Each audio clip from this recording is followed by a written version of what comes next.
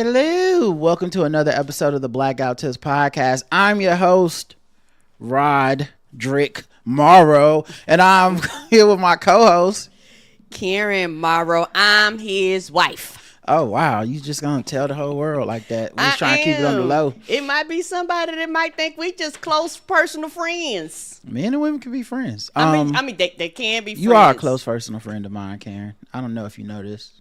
You're one of my best friends. Top 5, definitely. Top 5 and shit. I better not be nothing lower than 1. You can find our podcast everywhere you find podcasts. Search the Blackout Tips. Leave us 5-star reviews on Apple Podcasts. And if you do that during this feedback show, I won't play extra commercials. Mm-hmm. Will that happen today? I guess we'll all find out together. We will. You'll find out in a few minutes. The official weapon of the show is the folding chair. And the unofficial sport. What about? And bullet ball extreme. And we do have a Black Friday sale going on. Many of you are taking advantage of it. We love it. Okay. African American Friday. You can sign up via Patreon. Link is in the show notes. At the top of the page, there's like a little pop-up that'll tell you like, hey, they currently have a sale going on. Click that so you can go ahead and get that. It's a year for $100. Basically, if you just hit the there's like a little toggle at the top. You hit the toggle, it says, hey, you want to do it for a year? And it switches over to the year pricing, and it's $100. And that's it. You know, sign up, get that year, and let us prosper. We love to see it. And you can also sign up through our website, theblackouttips.com/premium. That link is also in the show notes. And you just click on there. $100 Black Friday deal. Boom, just like that. I'm currently theblackouttips@gmail.com, my email address. So I'm currently working with anyone who has any issues, technical whatsoever. If you just have questions about like, oh, my renewal is this, but maybe I want to switch to Patreon, theblackouttips@gmail.com is the easiest way to contact us. No DMs, no letter carriers, no pigeons. It's hard to keep a track of that, y'all. Yeah, so just emails theblackouttips@gmail.com. I promise you that's the easiest way, and I'll get to you guys as fast as I can. But yeah, people are taking advantage of it. People are signing up. It's really important for us, man. Like the thing for this sale is every year this is like a good area to build up, like, you know, some reserves for our money and our plans for our show when we do stuff like live shows, travel, the stuff I'm doing on our website right now. I had to spend a bunch of money to try to update our website, and I'm gonna wait until after the sale is over so I can make sure everything, you know, I need everything to be working for right now. But I got to overhaul some stuff on the website behind the scenes. Hopefully stuff that goes smooth that y'all don't even really notice it. But my point being, there's expenses all the time doing this show. We got to pay ourselves as well. So this sale helps us out tremendously. And so many of y'all are so kind. This is crazy. I mentioned it on the show, but like people have really taken it up on me, and honestly it makes me a little bit emotional to think about. But like there are some of y'all who will not just pay for yourselves, y'all put extra on it so y'all can give somebody a subscription.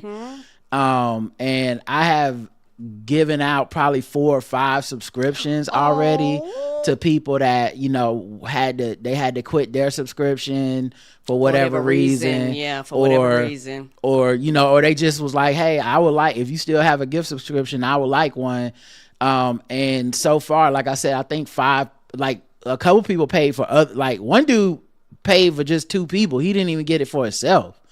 Oh, that's sweet. Yeah. So, and once again, if you want to do that, email me theblackouttips@gmail.com. It just, you know, it's a little extra work, but I like doing it for our fans. It's kind of like when we do a live show, some of y'all will buy tickets and can't even attend. And then somebody else will hit us up and be like, hey, can I get that ticket? Yeah, and I love that. 5, right. You know, and I know bigger shows, other people, like you can't do that with, you know, Ticketmaster or whatever the fuck, but being able to do that for our fans, it really does feel like, shout out to the holiday spirit, shout out to the vibes, shout out to community, because it really does feel like a community when y'all do stuff like that. And y'all don't have to do that. You're not obligated to do that. No, you're not. You're not obligated to even sign up for Black Friday for yourself. Like, you don't have to do any of this shit. But I know, especially in the economic times that we're in, and I know what everybody going through, what they're going through, and people like boycotting, people saying, hey, let's spend our money intentionally on Black businesses. I think this is Small Business Saturday or whatever. Like, this is the small business day of the year or something, which we're definitely a small business. So when y'all do stuff like that, it just tremendously helps us out, warms our heart. So thank you. Yes. And I believe the sale ends on the 9th of December. Yes, to kind of reiterate what Roger said, thank you very much. It means a lot to us, and I'm very grateful, and I'm very thankful that we have a loving and kind audience that be like, you know what, I got the 5 for the person who ain't got the 5, and I really do appreciate that. And also on Patreon, it's from that date forward. But if you want all our archives, like everything that we've ever done, subscribe through the website. Just letting y'all know, because there is a difference. Okay. Yep, that's true. All right, let's get into it with the feedback for everything. First of all, some of y'all gave us some money, and we have to shout you guys out, because without y'all, what would we even be doing? Y'all just gave us money for no reason, just to say we appreciate you, and we give you a shout out for that.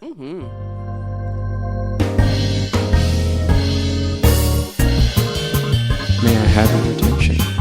You are now listening to Charlotte's Own Rod and Karen. We welcome the good folks who tithe to the black guy who tips. Today's a new day. That's right, new ducats, new fuck it. What's up? All right, that's not even really a greeting. Michael F. Stefan H. Allison H. The H's always come together. They be in the house. Mary H. They all sitting in their own H section. Corey B. Jeff M. or Joff M. Jonathan H. Back to the H section. Early Daisy Photography. Marvin B. Yes, Marvin B. Nicole F. J. Fool. I just saw J. Fool. I believe he got married. Oh, yeah, that's sweet. I know. I was like, man, look, we all growing up together. Right? That's crazy. Growing up, having babies. I be looking on people's page like, is that a baby? Right, kids, your baby graduating. How old am I? Michael W. Mako W. Oh, the W's in the house. We love to see it. Chriselle B. Asia D. David from Brooklyn. Michael S. Tom W. Jr. And lastly, Julian N. That's everybody. We appreciate y'all for putting a little something in our pockets. We're going to definitely put in the stocking stuffer.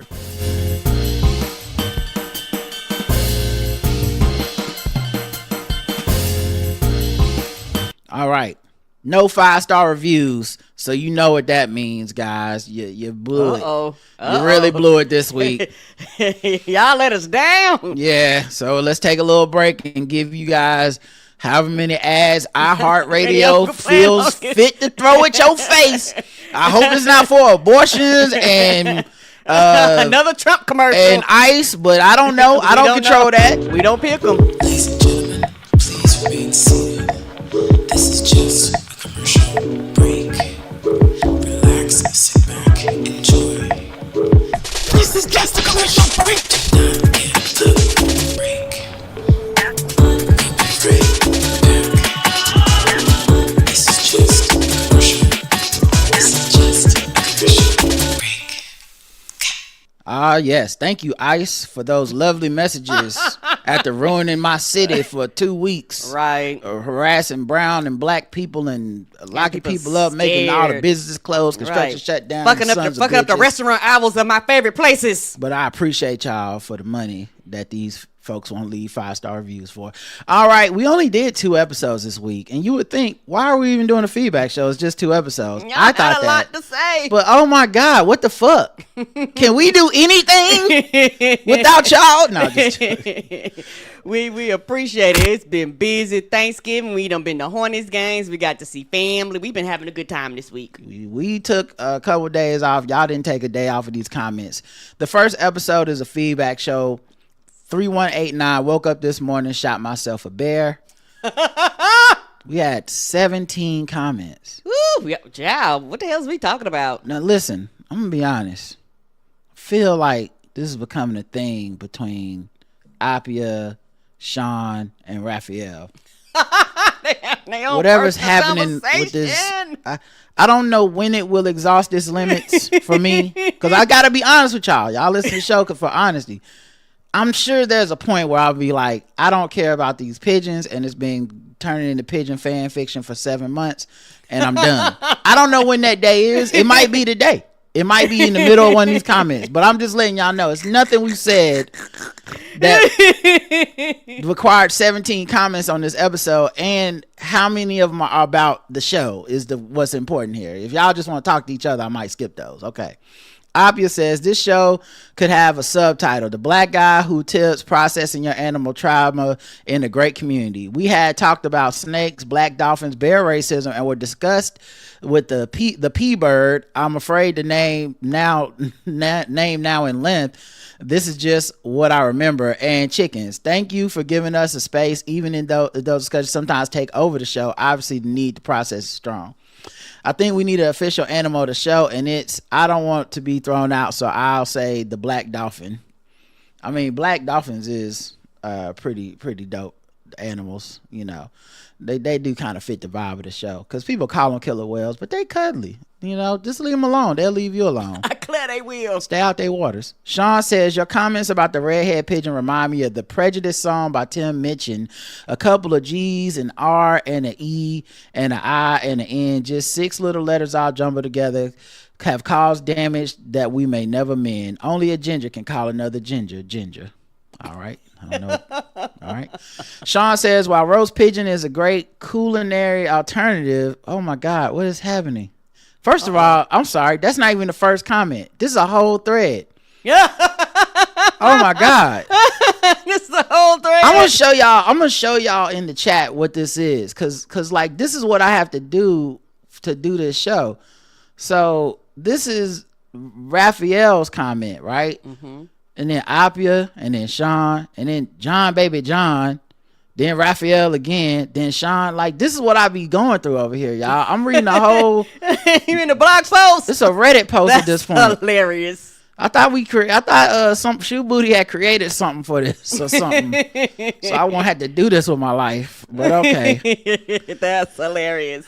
All right, here we go. Let's see what the first comment is. You trying to find the top of it? I'm trying. The top of the post. Yeah, because like it starts getting a little murky about. Okay, so it looks like Raphael was the first. Okay. I am thankful to the Blackout Tips Nation. I would like to take this moment to be thankful for those who don't need the sign to specify employees or citizens as far as it says beware polar bear. Can you dig it? I'm also thankful for all on the same page with my pigeon eradication plans. Yes, some woke folks gonna throw in genocide in there. But before you fall for their propaganda, just remember that we ain't in the 19th century. Neither are we in the Game of Thrones era. Plus it was ravens them ninjas used. So what has a pigeon done for you? Nada. Get them out of here. Roast them up. Appia says, I bring new facts to the table in the suicide by bear case. I checked it out. What does that even have to do with? Oh, because he's brought up the bear. Okay. Yes, we talked about Brevoort Island has no permanent population there. This is where it happened. So there are only employees to warn. Other people simply aren't there. Right. So and they shouldn't be there. Not that, for the record, let's say somehow you get lost. You wake up on Brevoort Island. You see a sign that say employees, beware polar bears. I still think you should go ahead and turn around. I think if you want I don't the think employees. I don't think you should They be like, wanting you to. I'm not an employee. Technically, that sign is not for me. I will continue towards where the polar bears are. I don't work here, so I don't care. The polar bears can't read the signs. They cannot. The polar bear says employee, non-employee. I eat y'all, bitch. The polar bear isn't like, can I see your badge first before we do this? Can I see your work ID? Employees are the only ones with the ability to read on this island unless some birds, maybe superior P birds, learn to read secretly. The sign can only be directed at employees. Sean says the wording on the sign makes more sense now, but either way, don't mess with polar bears because they will eat your dumb ass. By the way, Rod, I thought about the clever girl just before you said it, and it was Chef's Kiss. I'm just inundated with work running data on 2 research projects and working on a research funding proposal for a third while dealing with a midterm grading and managing Ninja preparing for Christmas. So I am not responding as much as I used to. Don't worry, Sean. They apparently 17 comments in. They've got you covered. They got you covered. Everybody take a week off. John says, the guy who said clever girl in Jurassic Park, wasn't he an employee with a gun? He was. And did it help? No. Also, I love Karen's gut reaction when Rod reveals pictures of the characters in the story. This time she got me when Rod showed her a picture of the polar bear and she said it looked like it weighed a few hundred pounds. Karen, LOL, an NFL lineman weighs a few hundred pounds. According to the internet, an adult male polar bear can weigh up to 1,700 pounds. Wow. That's a lot. It's almost a ton. Also, they can run up to 25 miles per hour and stand up to 10 feet tall on their hind legs. Goddamn. Anyway, like Rod said, if apex predators are in your area, stay inside. I hope you don't have to use your gun to keep them from breaking in to eat you.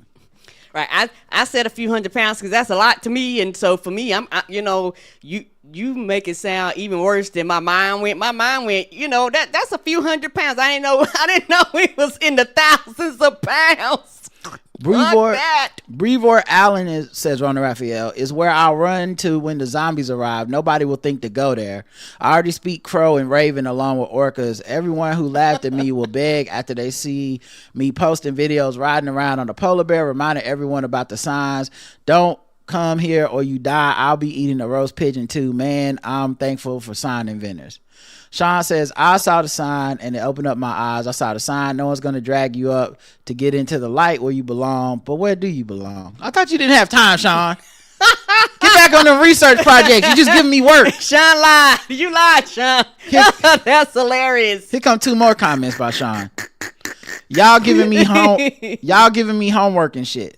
So first, poorly stored rice can breed. Okay, this is fair. I did ask. I knew Sean would be the one to explain this. It wasn't so much giving you homework as much as me predicting you would want to explain this because you like explaining shit. Sean says, y'all giving me homework and shit. So first, poorly stored rice can breed Bacillus cereus, an odorless, flavorless bacteria that can cause food poisoning and or death. Because there is no way to know from flavor or smell that there is a culture growing, it is important to store leftover rice promptly. The best way to store steamed rice is if you are not using for fried rice or milch crease. I don't know what milch crease is in the freezer, because in the fridge it tends to dry out. In the freezer, okay. For fried rice and milk crease, it is better to have your rice dried out a little. For fried rice, you can store it in the freezer or fridge, but it's best to reheat it in a wok or frying pan if you are too poor to afford a wok. Listen, first of all, I don't feel like woks are necessarily that expensive over time. And if like, I've had woks of various quality, of course, but I'm telling you, it's less than you think for a good quality wok, man. Like, y'all should look into that. Y'all should look into that, man. Wok is a clutch ass. It's clutch in the kitchen, man. Yeah, it is. And you don't just have to use it for like the traditional dishes of like stir fried and Asian dishes. I used the wok the other day to make I made spaghetti in a wok before, because it's just like a big bowl. That's all it is, a big bowl. And yeah, like, listen, anything with some sauce, man, and wok won't do you wrong, okay? Mix it around and shit. That could be a good Christmas gift for y'all, man. Check out them woks, man. Anyway, With a little rice oil over a hot flame. If you have an induction stove, other than questioning your life decisions, you can use high heat, but you should stir rather than toss.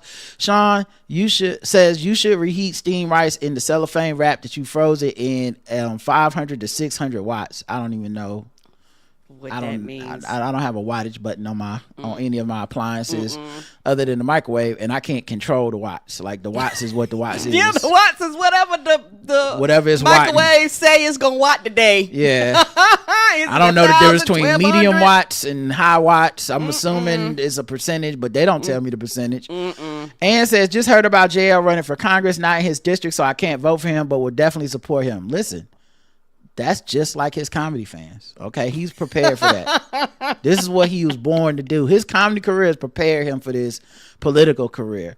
A bunch of us wanting to help, but just not actually being able to help. Yeah. I can give you money, but I can't vote for you, baby. Oh, I live one street out of there. Yeah, I live one state. I'm one state over. Did I show up to your meet and greet and want to sign it? Yes, I did. I showed up. But guess what? I am not in your district and I cannot help you. That's a real thing that happened to JL. I've been following it on social media. It's the thought that doesn't count. And then yeah, they like, we love you, JL. And then I feel like once the signature turn is over, whether he reaches it or not, I hopefully he reaches it. But even if he don't, I'm anticipating dozens of people emailing, writing, leaving comments. I didn't even know you was running for Congressperson, JL. I would have been there if I would have known. The algorithm didn't show me. I couldn't have believed that you was running. I saw all these videos the day the polls closed. And you know what JL gonna do? He gonna light his political career, his comedy career on fire, both at the same time. Yeah, he gonna be cussing out constituents and shit. Yeah, he is. Can't treat them like your comedy fans when they punch up a joke. When somebody tries to punch up a policy, I suggest you take it in stride, buddy. Until you get officially elected, I'd say you take it in stride when they try to punch up one of your policies. Don't flip out on them and be like, do you not think I didn't think of that? Are you not embarrassed to ask me that? Don't do that, man. Them dumbass questions. Yeah, don't do that. Let them people cook, man. They need to be heard and they need to be felt, okay? They don't need to be called stupid just yet.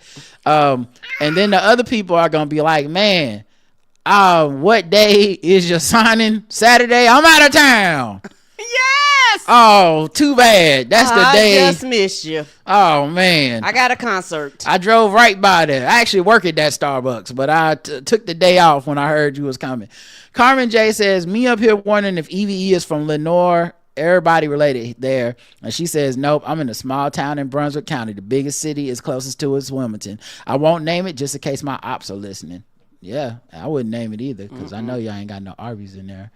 Comments on YouTube. Hey Rod and Karen, you guys have me LOL as usual, says Sharon. Thank you for bringing a smile to my day. You're welcome. Thank you. Leslie put a heart emoji. Cassandra says, seriously, Megyn Kelly has 3 teenagers. How the fuck can she justify these insane age comments? I went in to look at the ages of her kids and saw this. Yates 16, Yardley 14, and Thatcher 12, each born 2 years apart through IVF. Republicans only fight and care about things that affect them. So she was pro IVF. She spoke out against what Alabama was trying to do because some embryos are destroyed during IVF. I guess her rich white privilege makes her think her teenagers are in no danger of ever being sexually assaulted, so she doesn't feel it would affect her teenager when saying the awful comments of an 8-year-old is not like a 15-year-old. You know, the other thing too, and I think about this a lot with especially conservative parents, if something happened to your kid, are they even gonna tell you? Because I wouldn't. No, if I was your kid and I was sexually assaulted, I would not tell your victim blaming ass anything. I would take it to the grave. I know you part of the problem. And if you did, your heart did somehow grow 3 sizes and you treated me like a human fucking being, I know because of all your broadly public stances, you either would have to like completely do a U-turn and take the hit on your whatever personal brand, or you would just ignore what happened to me and it'll be a secret private shame. Like we've seen that happen with like Dick Cheney, where he's anti-gay and then his daughter's gay and he's like, I love the gays now. Right. Now that I think about it, and a lot of it is because they're so amoral that it's not really politics. It's just grifting. So a lot of them, it's just they never believed the fucked up shit they said in the first place. So a person like Megyn Kelly, in her heart of heart, she knows sexual assaults happen. She knows what that man did to those kids was wrong. Mm-hmm. I really do think that she knows that. And if it would have happened to her, she knows it's wrong. If it would happen to her kids, she knows it's wrong. But at the same time, she knows the money is over there to say it ain't wrong. To mitigate. Right. To say, you know what, I'm one of these good Trump people. You can trust me. That's where the money is. Keep supporting me, guys. And she's a coward. And it's sad that to see people like that get ahead in life, but she's a very vile person and very cold-hearted and dog whistling to all sorts of isms and stuff, and it's just sad to see people like that prosper. But yeah, if I was one of her kids, I wouldn't tell her shit if it happened to me, because I know how you already said how you feel in public about this. So no. Trade Deuce 556 says Karen Rod is trying to save your life. If you ever see a sign that says warning bears, nothing else the sign says or anything you think they left out matters. The hike is over after that. That's all I'm trying to say, buddy. And I agree. That's all I'm trying to say. All right, let's get to comments on Spotify for this episode. We got one comment. Curly Nikki says, hi Rod and Karen, family doc here. Reheated rice syndrome is called Bacillus cereus. The main cause is leaving the rice out at room temperature for less than 2 hours or greater than 2 hours and then reheating it later. The bacteria is not killed by heat. If you put it in the refrigerator in a timely fashion, there should be no issue and you can feel safe to reheat. Symptoms start within 24 hours and are similar to that of a stomach flu, diarrhea, nausea, and vomiting. Oh, no. Most people are good within a few days with supportive care. Yeah, I feel like that's one of those things that almost everybody has probably had before, but the vast majority of us are not going to get sick enough to die, need to go to the, to somebody to the doctor or whatever. And I bet you it's just certain times it people die from whatever random reason they died because of this. And those are the stories that make the newspaper, and those are the ones that scare the shit out of us because we're like, oh my God. Yeah, that and a combination of other things that they might be going on in their bodies. Yeah, it's just like rice killing people. Like, that's scary as hell. Right. Every culture got rice. Every culture. All right. Let's go to the next episode. Should I? You know what? I'm gonna have to go some commercials here because y'all won't learn your lessons if I don't. I'm sorry. Commercials. Let's go, crypto.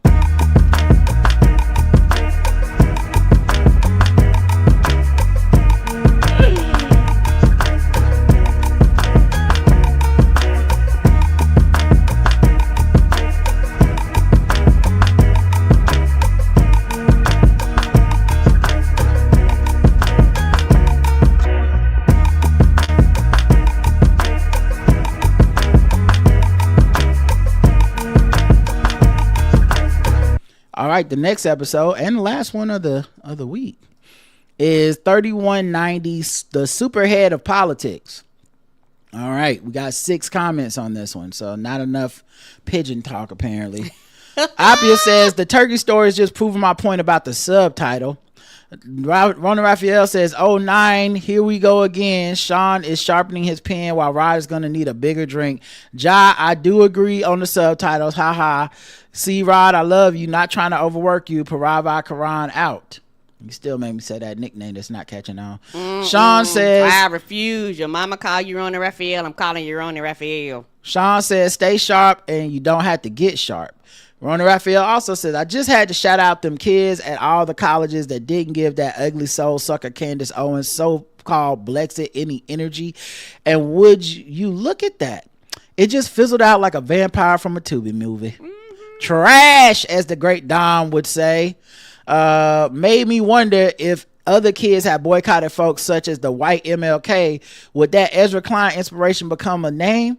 I would like to see what happened if FAMU spread to other colleges, but apart from they not like us, that point you brought up about our wanting to continue the clashing on social media with bots, 100% agree. Made me feel like many of us also get a high from conversation on campuses or from watching them. Yeah, you know, one of the things that I'm so glad you brought this up, because one of the things I never got to say about the Charlie Kirk thing that I didn't see anybody say. Honestly, now that I think about it, it's been a while, so maybe I just missed it. But one of the biggest things about Charlie Kirk that made him huge was how many kids showed up with their own phones. Mm-hmm. Like, they were also siphoning off of him to be their own social media moment. Yep. To even to the point that when he was murdered, there were people live on social media that were streaming it like content, not like they just witnessed a horrific murder in front of them, but like people literally on their TikToks and or Twitch or whatever being like, hey, it's your boy such and such, shout out to this man, it's crazy up in here, something just happened to Charlie Kirk. Like, we're cooked. That's a cooked state of mind that you pick up the phone to go live and you didn't even know if they were done shooting people at that time.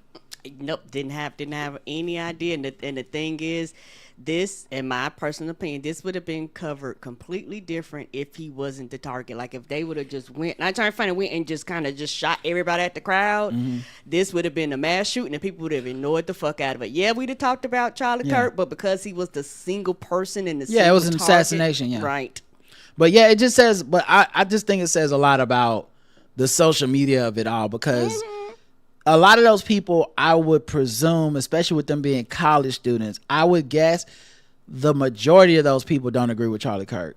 There's some people that will, but just that age of person in America typically does not lean into Charlie Kirk. There's like a percentage, but even like, you know, I'm reading a book about Stephen Miller called Hate Monger, and even Stephen Miller at Duke stood out. Like everybody wasn't that conservative and loud and disruptive. Like there's most of them just trying to make it. Yeah, most people at that age are either liberal, some sort of like political agnostic, or if they're conservative, it's like a quiet type of conservatism. Right. It's not a let's get on the yard and argue. So I think what Charlie Kirk was really doing was just putting on events that were turning into content in all kinds of directions. And even arguing with Charlie Kirk was content for certain people. Showing up to those jubilees and all that stuff is content for a certain type of person who's like, hey, yes, it is. I maybe my points aren't good, maybe I'm not the best argument, but you could see it in I don't even watch the jubilees, but you could see it in the clips that circulate online. People are dressing up like they're peacocking. Like, yes, they're coming with a whole like motif when they leave the house to look good on camera and to draw certain attention. Of course. Forget whatever your whatever their allegiance is, whether it's like I'm 20 conservatives arguing with, it don't matter which the 20 are or who the person is. It's content, and people are turning into influencers or content creators, more importantly. And I think to a certain degree, arguing with these fake bots or these arguments that just don't really have any substance to them, they won't change your mind. No one will grow from it. There will not be a consensus or a compromise reached. No one will admit that, oh, we resolved this issue. Next time when Charlie Kirk shows up, he'll be like, actually, I talked to someone about that. I'm not talking about that anymore. They were right. I was wrong. That will never happen. So we're just doing it for the content and the attention. And yeah, I think that's why people argue with bots that they know are fake. Even those accounts that got busted on Twitter last week, many of them are just still tweeting. Like, so if you found out they were Indian, but they were tweeting, they were like Kendrick Lamar page and they were treating the N-word and pretending to be black, they might address it, but they're still putting out videos and content because they don't really care. Right, they don't care, and the people that consume it don't care. And everybody wants to admit that. This is the way I view it. Everybody wants to admit that they are the most caring and most concerned, and everything that they talk about is the most important thing ever. It's not.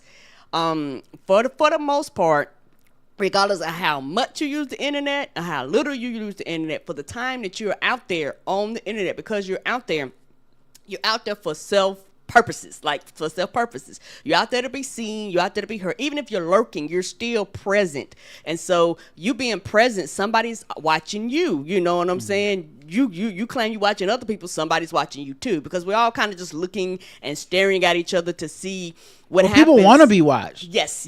People. Yep. And the thing is, a lot of times I've learned this over time, and I think I kind of got it more about, celebrities and then kind of social influencers, and they kind of all fall in the same category to an extent. Something happens, they are the sun, and everybody else just rotates around them, sucking off their rays, and they take those rays and they make their own content off of whatever the event that happens, and it just happens over and over and over again, and everybody always acts shocked, and everybody always acts surprised, and everybody always, want to clutch their pearls. But I've been on the internet long enough to know that this is how the cycles goes, and you give it 24 to 48 hours, and no one will care. He goes on to say, clashing on social media but bots makes me feel like many of us are getting a high from the confrontations on campuses or from watching them. We are, absolutely. It's why Jubilee works. People get a dopamine hit from the engagement with stuff that triggers their argumentative, like, part of their brain. Like, man, and I'm so wary of it, because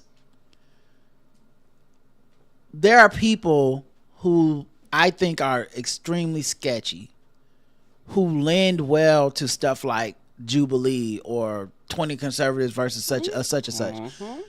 But they're not good people, and they don't do good work. No, and they're still in it for themselves 100%. It's always about their brand.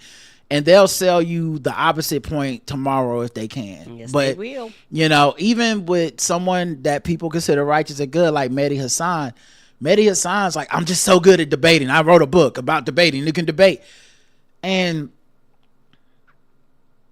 that, like, are we even sure that debating is a worthwhile thing when it's just wrestling? Right, like when there's no real thing coming from this debate. No, I didn't watch Minds Changed. I watched you try to like stunt on somebody, but y'all don't have the same value system, so y'all both left that thinking y'all stunted on each other. Like, everyone that already agrees with Mehdi Hassan goes, Mehdi slammed him down, that's just how you do it. Everybody that already disagree with Mehdi Hassan goes, I didn't even change my mind. It was the other guy who won this debate, and that guy goes and to his newfound popularity of being on the same stage as Mehdi Hassan, and goes, I slammed the woke DEI liberal down to the ground with my superior conservative logic, and then people follow them and they become a thing. It's not really giving us the results that the idea, the foundation of debating in good faith is supposed to give us. Yes. But we keep treating it like it is. And the only thing I keep seeing is people getting a rise. And I'm not saying Mehdi's like this, but there are people getting a rise out of it where you're like, oh, this person's not a good person. And now everyone is starting to almost like sports watch them and be like, oh, I love such as I mean, look, they do say some problematic things, but when they went on Jubilee, that's fucked up. Like, there are people we should be like more skeptical of whether they're good at rhetorical trouncing people, at these witticisms and flourishes. Like, they might be good at that and still be a fucking op.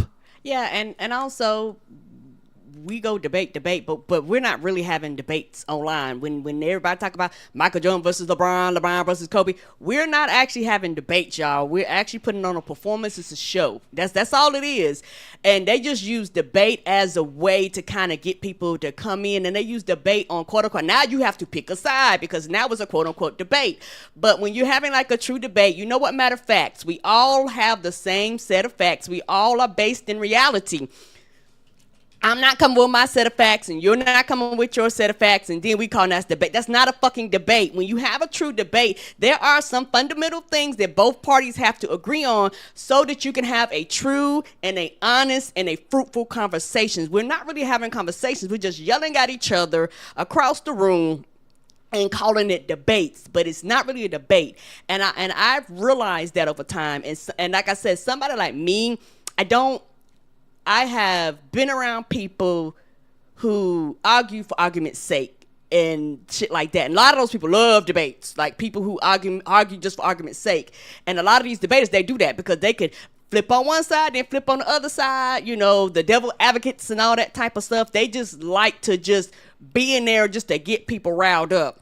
And for me personally, I have the type of personality, I will cuss your ass out the second I realize you're wasting my motherfucking time. No minds are being changed. You're just flipping and flopping and going back and forth with me, getting my blood pressure up for no goddamn reason. So why are we here? But what I had to realize, some people are addicted to that. They're addicted to the anger. They're addicted to their blood pressure going up. They know it's bad for them. They know it. They know that it's causing them stress, but it's something about it that they love. Because if you didn't love the shit, you wouldn't addicted to the shit. You would cut the shit off. That's easier said than done. As talking to somebody who has been addicted to social media for various different things, but you know that's just the truth. And it's one of those. It's one of those things where, be it politics, be it music, be it sports, be it whatever it is, it's the number one thing that will get people riled. Even when it comes to gender wars, that's the number one thing that can get people aroused and get parts of their brains ticking, get their biases going and things like that. Because a lot of times with these debates, like you said, nobody's changing their minds. A lot of times people are coming with facts, but the other person is not open-minded. They're not listening or hearing to anything you have to say. But I realize a lot of people, they're addicted to the interaction. They just want to be seen and they want to be heard. And social media allows people the attention that they do not get in their real everyday life. Yeah, it's like they're pulling a debait and switch. Mm-hmm.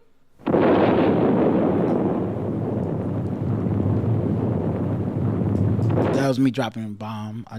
That's my sound effect for when I drop a gem on y'all. There you go. Debate and switch. That's really what it is. That's mm-hmm. Charlie Kirk. That's all this. That's Jubilee. It's not a debate. It's just content to get your attention. You're just watching conflict content, and then you're scrolling and you're thinking and you're sharing it. We're all human. We all share shit. Not everybody's interested in it, but man, my friends share these clips. I do not watch them. I don't.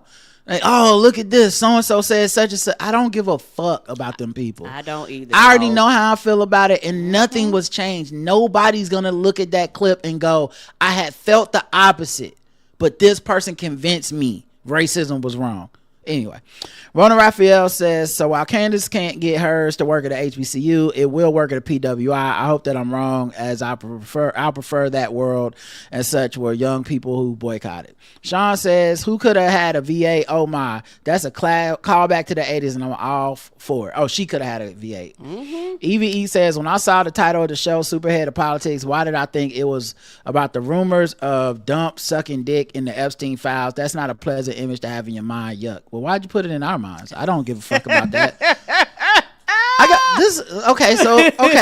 So here's another example though. This to me is more like how, when I'm like, it's easy to see this type of weird delusion on the other side, mm-hmm. but when it's on our side, quote unquote, everyone thinks like everything's on the up and up. Mm-hmm. Man, that whole email exchange about Trump sucking Bubba's dick or whatever the fuck, and people be like, that mean he sucked Bill Clinton's dick?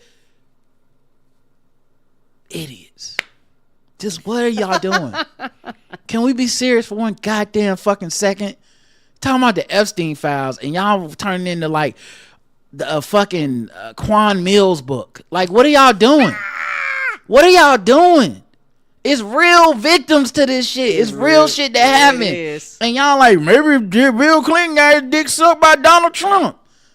What are we doing? And I know deep down inside what y'all is. This is the thing that's so funny, because I think one of the reasons people on the right, and I don't mean right necessarily like politically conservative, but like, the bros, the manosphere type guys. One of the things that your Dave Chappelle's, these people, one of the things that they don't really hone in on, but I know they're bothered by, but they just don't know how to say it, is that none of these isms go away. Mm-mm. None of these phobias go away. People on the left are homophobic too. They just code it differently. And one of the biggest tells for like the homophobia on the left is this like so and so is secretly gay. And meanwhile we're like, listen, if someone's secretly gay, it's because they at society and they've been on the down low and blah blah blah, right? Like it's like if we understand, we feel when someone comes out after 70 years and they're an actor, you know you're not supposed to be like, nigga, we knew you was gay. You're supposed to be like, hey, you know what, you probably went through a lot, you had to hold that down and hold that in, and I'm glad you're free right now, right? That's the right thing to say. But we're all human. We're all kids. None of us have really fucking grown up all the way. There's still a part of you that's still like, penis is touching penises or whatever the fuck. Right. Like you're not, you know, and I think if people were more comfortable admitting that and a little less judgmental of that. Right. Like not getting to some full like you should call people the F word type shit, but just being like, even gay people have jokes about like, yeah, there's some gay shit be funny, same way I'm black and some black shit do be funny. But it only works on good faith if we all approach it on like, no, we're safe here and I'm making a joke about being black, but I'm in the company of people that understand and don't hate me and judge me because of my skin color, blah blah blah. Okay, all that to say, the fervor that people have for Donald Trump to hopefully be gay was kind of disturbing. It was like, or have done something gay, was kind of disturbing. And it's also interesting because Donald Trump's administration has done such horrible, horrific, homophobic, transphobic shit. Yes. He's in power and not being held to account. But I think people feel like ridicule and mocking him is going to work. And I just feel like we're so past that. Yes. Meaning, haven't we been mocking this man 10 years? When is it we're gonna get these? It don't matter. When are we gonna get these effects that everyone keeps talking about? Oh, his feelings is hurt. Okay, is he gonna resign? Nope. Then we need to start thinking about tangible things that will work and not just calling him gay was something that is we all know is extremely preposterous, more than just a complete misunderstanding, more than likely. It's just crazy shit like that. So anyway, I did not cover that on the show because I felt that it was so fucking stupid and puerile. And I was like, why would I bring that immaturity to our podcast? We already have fun, but our fun is not this, I don't know, this like low quality shit. Like, you think Donald Trump sucks some dick? That's the lowest quality fucking bullshit to me. So I was not gonna spend any time on our airwaves doing that. But God, man, that I was avoiding those. I was just scrolling and muting and passing that. No, not interested in this. No, I don't care. Because it wouldn't mean anything. It would just mean that he, if it was even true, it would mean he would have done that and still had an extremely homophobic administration that we are currently seemingly powerless to stop. That doesn't make me feel any consolation because at least we get to make fun of him for possibly being gay. And I also can't imagine how that would make, I'm sure gay folks would feel that maybe that's their purview to be able to pick on that, but like, I don't know, me making fun of somebody for being gay as a straight person just feels very off limits. But I get it when people, and I always say this on the show, and this is why I'm like, I think the truth would be a lot better than us trying to pretend to be morally above people. The truth is, universally, when motherfuckers don't like somebody, all of the high-minded stuff they say goes out the window. Yes, it does. For the vast majority of people. I've seen it over and over again. It's why Jason Whitlock's a fat bitch, right? But someone you like is, like say Lizzo or somebody or whatever. Like, no, that's a powerful queen, and that's the thing, the substance that a lot of these guys are getting at, but they're not, in my opinion. I was gonna say good enough, but I imagine some of these comedians are good enough to make these points.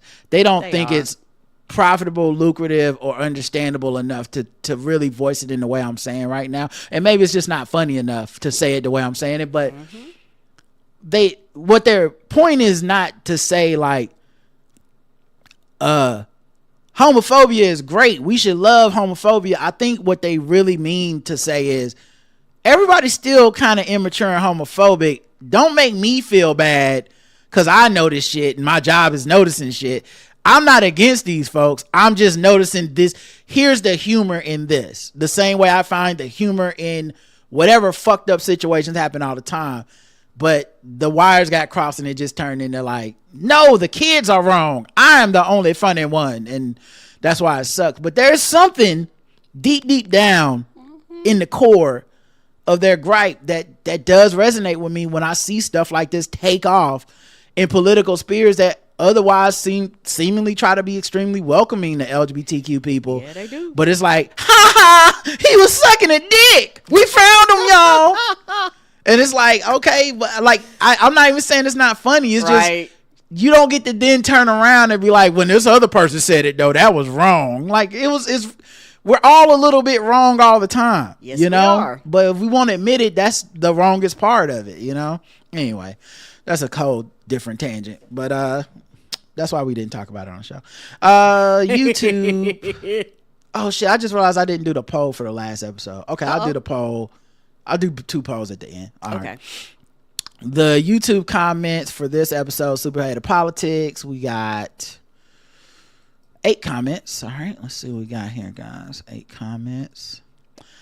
Marvel let 55. I so agree with your take on Mom Donnie in the White House. I didn't see anything any different than how Trump placates the most everyone after talking ish about them, but somehow Mom Donnie visit was something new and more praised by folks who had criticism for others. It was Trump who said, go ahead and call me fascist. Mom Donnie was getting ready to say something different and do a long explanation. Yeah, that's true. He bailed him out. That's true. Because I really do wonder if we lived in an alternate universe where Trump didn't diffuse the situation and was like, nah, explain what you meant.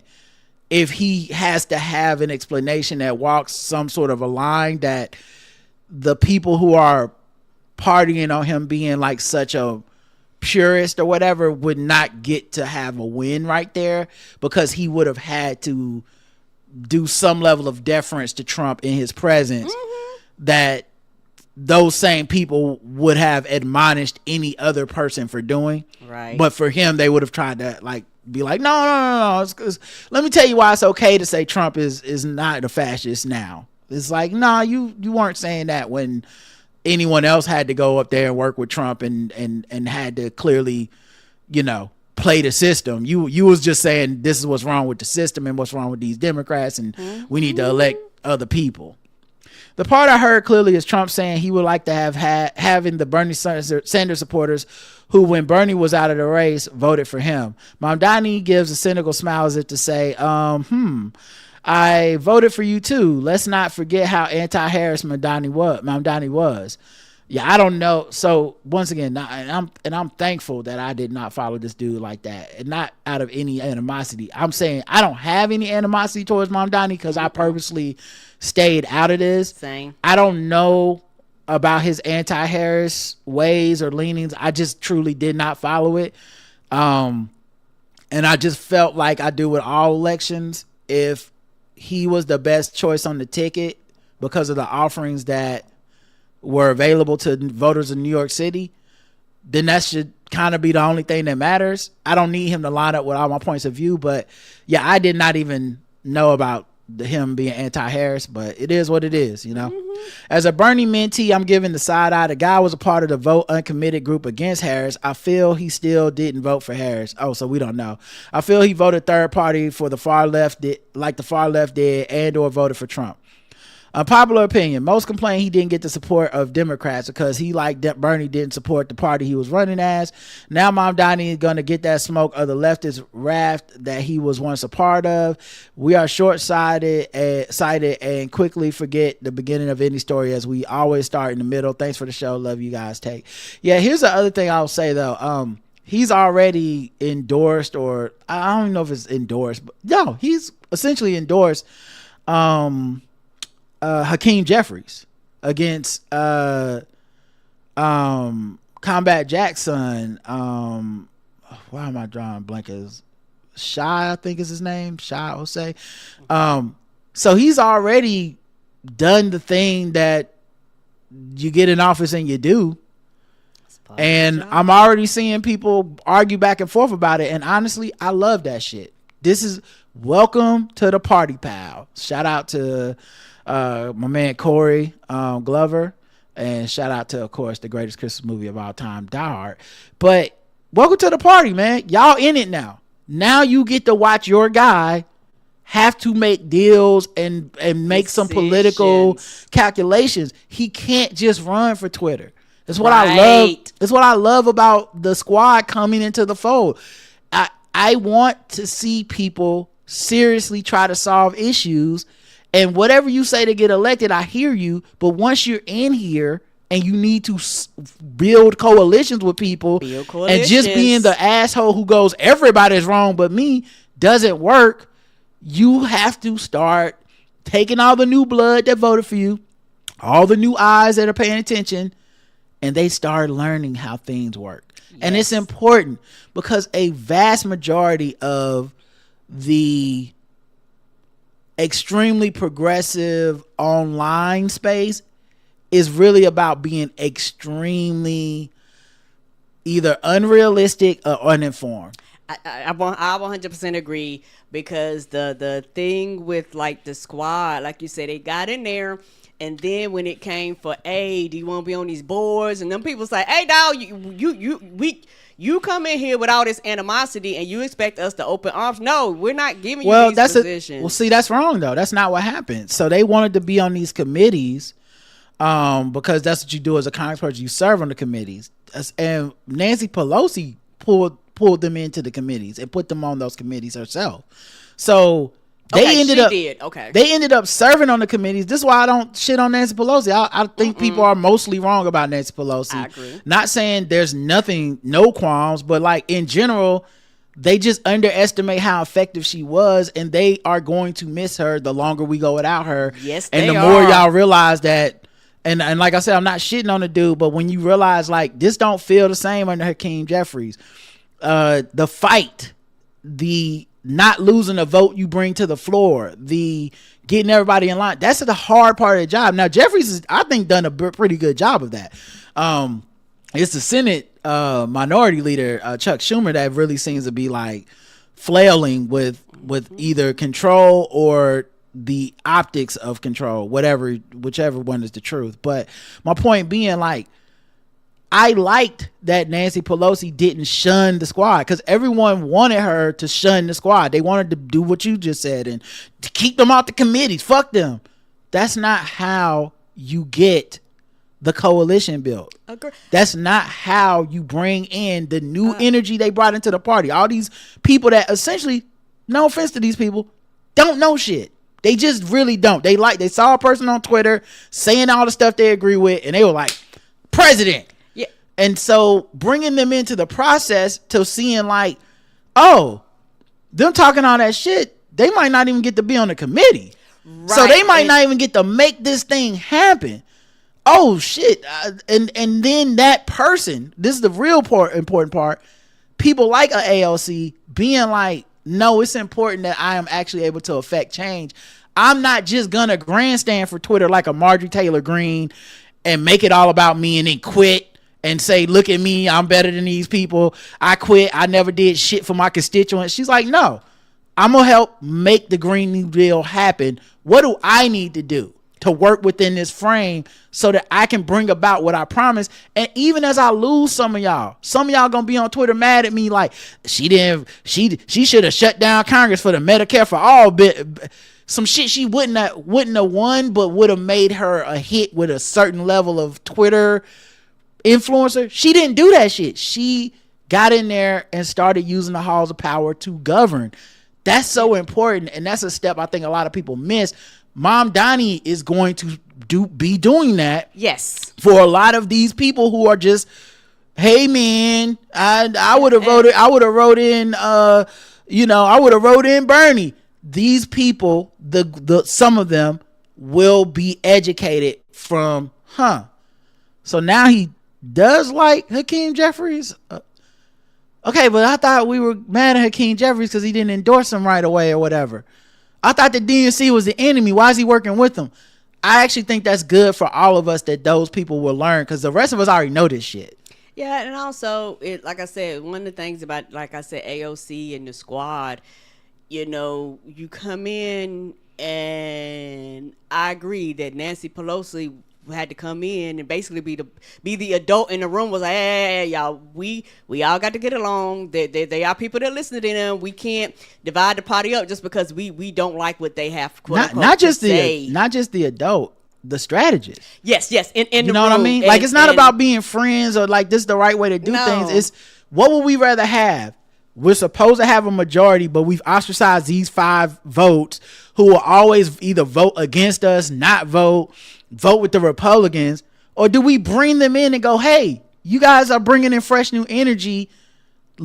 Come in, introduce people to this, and introduce us to some of your ideas, and let's see what we can work on. Yes, and we can collaborate, and we can actually reach particularly when it comes to the youth, reach a subsection of people, like you said, that are uninformed or ill-informed or whatever, however you want to put it, and kind of bring them into the fold. And I think particularly with AOC, lessons were learned, lumps were had, and all of a sudden, when it came to like real governing, all of a sudden the videos changed, and it was like, hey, y'all, it's a slow process. These are the things that happens, and things like that. And, people have to learn, yes, you're going to have a subsection of people online. But what I realized about online, majority of those people online, just like Poe JL, they're not in your jurisdiction and they can't vote for you anyway.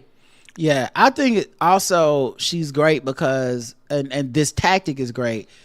And Mamdani also, if they can get him in the fold, will be great. Because the real superpower is that these people are great educators and communicators. And a lot of these people that have been in Congress a long time, they aren't. And I agree. I don't mean it that they can't go to their like local district and do a town hall. Like that's not what I mean. I mean like the new ways of communicating are so new and foreign to them. Yes. They're not a hop on Twitch and TikTok person. They're not let me go tweet about this. Let me go hold a spaces on Twitter. They're like, why the fuck I do that? I'm a politician, basically. Yeah, they don't know threads and blue. Like they don't see the importance because those people don't live in their district. But somebody like an AOC and a Mamdani, they find ways to communicate to these people who are either chronically online or cynical or whatever, but they find a way to reach those people in a way that the Democratic base can't. And you have to, your obligation to the party is to grow and spread your message. And so making these people enemies, I think, is almost always the wrong decision. Agreed. And if they're real and righteous in the way that they claim to be, y'all will align no more than y'all don't. And so it's important to get them in there, because I think one of the worst things that happened to Democrats is Bernie Sanders. I think he's been an albatross around the party's neck because his whole thing is the Democrats are terrible. And that's way stronger than his Republicans are even worse. That's way stronger than his. Actually, I agree with the Democrats on 95% of shit. He's become more of a. It's become more of an ego thing for him to be like, fuck all these guys. That's not encouraging people to get involved. That's not encouraging people to change. And it's not changing the Democratic Party either. It's just all going to one man getting a bunch of ego boosts. But so I just don't want to see that happen with any of these guys. And I hopefully Mamdani doesn't become that. And also, particularly people of a certain age, y'all have to understand sometimes the messaging ain't for you. And that's okay. Like who was it? The one of the ladies, the black lady, she did like a TikTok or something, and everybody got mad about it.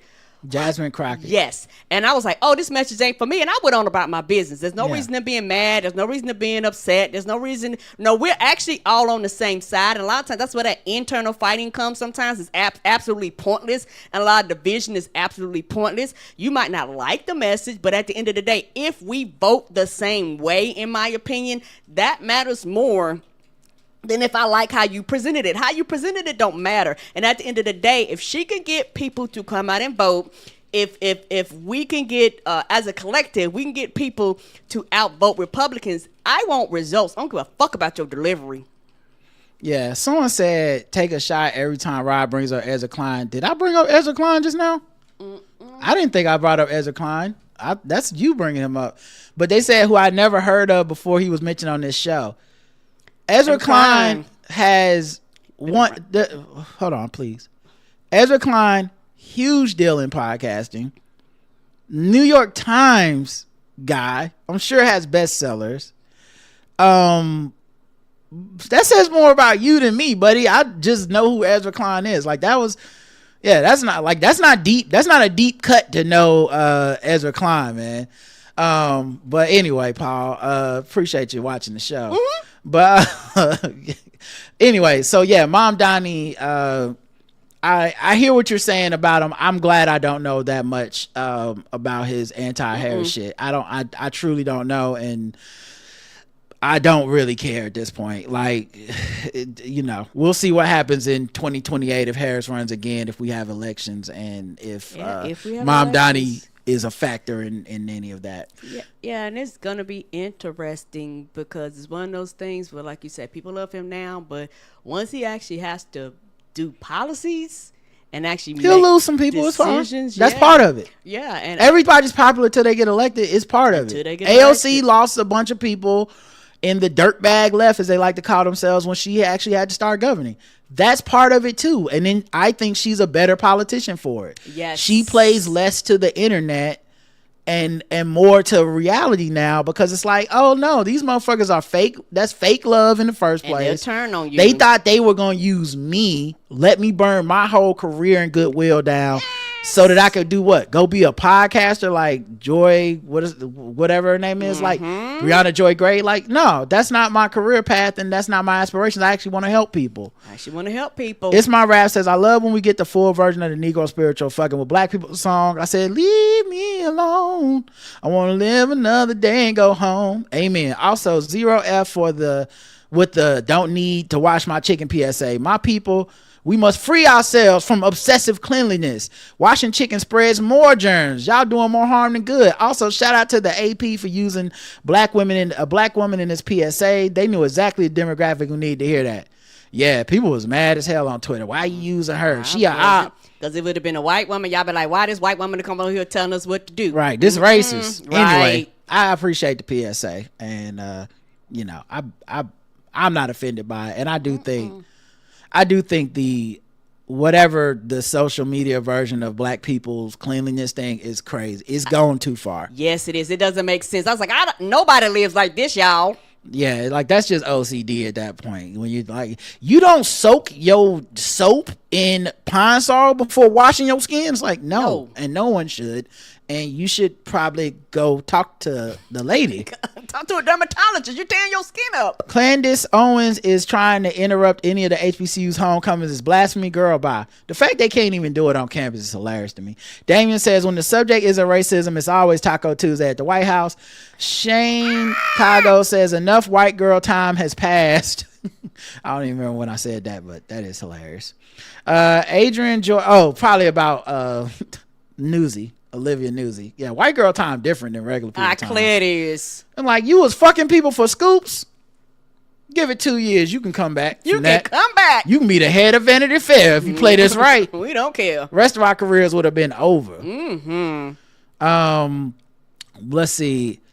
Adrian says, yes, Rod and Karen, I'm riding with you all. We should not be washing poultry. I've been saying this for years. Cooking your bird at the correct temperature is the only way to kill salmonella, other bacteria. Yeah, and if you do want to get into cleanliness and being clean, I mean, I hope all y'all that are chicken washing are doing this. Are you wiping down shit in your house? Yeah, the counters, with some soap, some water, some whether it's bleach, whether it's everywhere, Formula 401 or whatever, trash can. I'm just saying, like, if you're going to be meticulous about cleaning stuff, that's the kind of shit I would probably suggest you be meticulous about. Is like, your utensils, your sink, your stuff you're touching, obviously washing your hands between every time you touch some raw meat or something, like stuff that they teach you when you work in the kitchen at a restaurant. Yeah. That kind of stuff. Wash your hands up to the elbows, that kind of shit. Like, don't just be making shit up. Like, that's just dumb. Oh, you don't mix your dish detergent with a little bit of bleach and some formaldehyde? Like, no, nobody does. And that's illegal, and it might kill people. With a drop of ammonia? Oh, you trying to have somebody pass out in your house? No, thank you. You just made sarin gas. Are you happy? You almost died in your bathroom. And black people would do that. Pass out or don't realize that they made something toxic. Karen's reasoning for why she doesn't wash chicken was funny because we all know she isn't the one cooking, says the girl on the other side of the road. I do not cook. But now why is it a must to wash chicken but never meat? Like I never, yeah, that's a good point. It's always chicken, ain't it? They never be like, you don't wash your steaks? But like I've never seen people fight for ground beef washing before. Yeah, and how would you wash it? In a strainer? Like what are we doing? Like even pork doesn't get this treatment. People see pigs as the dirtiest animals. Damn, you dropped a gem just now. That was deep. Jason says, out of all the chaos they've given us so far, I think RFK as HHS director will do the most irreversible damage. We might be able to get things like Department of Education back, but we will never be able to convince the world we're a science-based country again. I can see it. Yeah, I saw Northwestern paid like $75 million just so they can get their science funding back. And there's people that are obviously mad. I suggest everybody go listen to On the Media. The Harvard Plan they put out season 2. It's a 3-part series. Very, very well done. But man, the insight it gives to the attack on science on a university level is so important, because even while most people will see that they paid and be very upset, they had every perspective presented in there. And one of the women was like, I wish my university would just pay the fine so we can keep our scientific forget the ego. We can't win a war with an administration that has been elected and shored up at every single check of the checks and balances right. they got. We're not gonna win. Mm-mm. And we're hoping like it's gonna take a prolonged, years long, much money fight in the courtroom. Probably more than the fine. Just give the money, and so we can get back to cancer research. And it was heartbreaking, because I think that's the realization so many people haven't had yet, that I feel like I've had, but it doesn't make me not good fun at parties. But a lot of this stuff was over when they won. Yes. And a lot of people just been in denial because they think this like symbolic shit matters a lot. They're like, no, you fight them even if you are gonna lose. Sure, fight them, but just understand the loss was November. Yep. So it's like when people say like, well, resign from the military rather than carry out their orders. You're right. You resign, and then they're still gonna do the thing because they're gonna bring in somebody that'll do the thing. That's the situation we're in. It doesn't mean you don't fight. It doesn't mean you don't speak out. Mm-hmm. But I'm simply saying, like, a lot of these like universities are in a no-win situation where they're like, this will just get the funding spigot turned back on, and we just gonna take it. So it's just sad because yeah, RFK is, to me, probably doing the most damage of all the stuff. Yes. Because there's no, yeah, he's probably doing the most damage, and yeah, it's irreversible because a lot of the CDC and stuff like that is about trust. A lot of science is about the fact that the rest of us laymen don't actually know the science. Right. So we're trusting the scientists to do the science, and it seems to have been working for at least 100 years or so of just innovation where we're like, okay, cool. Did you know measles won't kill you anymore? And now we're going to reverse that. And the trust is the part that I'm like, how do you get that back? Agreed. And it's very, very frustrating because I agree with you. I still think even to today, so many people are in denial. I am not in denial about the reality that has happened. The time to be mad and upset. Yeah, you should continue to be mad and upset. But, you know, all this anger and all this backlash and stuff, a lot of these feelings and people coming out, a lot of this should have been prior to the election, because then we would have won. Because once you put these people in office, they're going to do some things that's going to be irreversible, and they're going to do some things that's going to impact us for many, many, many generations to come. And so many people are in denial because they still think it's a decorum. They still think we got these handshakes. They still think, it's a normalcy. Like they still think that somebody whose whole thing is like, fuck decorum, I'm gonna do what I want to. Somebody whose whole thing, who his majority of his life, here's a fine, here's a fee, fuck you, I'm not paying. Somebody whose whole thing was, I don't give a fuck what y'all say, I ain't doing it. That he's built a reputation of that, and people put him in office. So the normalcy that you have lied to yourself is gone. And so many people are in denial about what normalcy is anymore. You know, this is how they get in. They can dismantle shit. They can tear shit down. They can just pass shit and do what the fuck they want to do. And all we can do in some situations is just watch. And instead of people going, but damn, I should have voted, because you know what the polls told me? A lot of motherfuckers did not vote at all, because we had less people in the last election. So that means less people voted in the overall election. So there were motherfuckers that sat at home just got them fussing and complaining on the left and on the right, fussing, complaining and whining and crying. Well, bitch, now was the wrong time for those complaints. The time to do something was when it was time to vote. And you know what? You have a chance to redeem yourself. Like, you really do. And so, I will see. I want results. Like I am result based oriented. I don't care about your crying. I don't care about your complaining. I don't care about your falling out. I don't like those things don't matter to me. The next time a Supreme Court takes somebody else's rights, the next time somebody else passes a fucked up ass law that would impact your children and your Medicaid and your Medicare and your food stamps and your unemployment and your employment, this outrage, take your ass to the polls and vote, because at the end of the day, those are the only things that matter. And people go, well, voting don't matter. Well, bitch, why are they trying everything they can to get you not to vote? Why is everything is anti-voting? Don't go to the polls and shit like that. Why is that? It's because the most important thing you have in your hand as a citizen is the right to vote.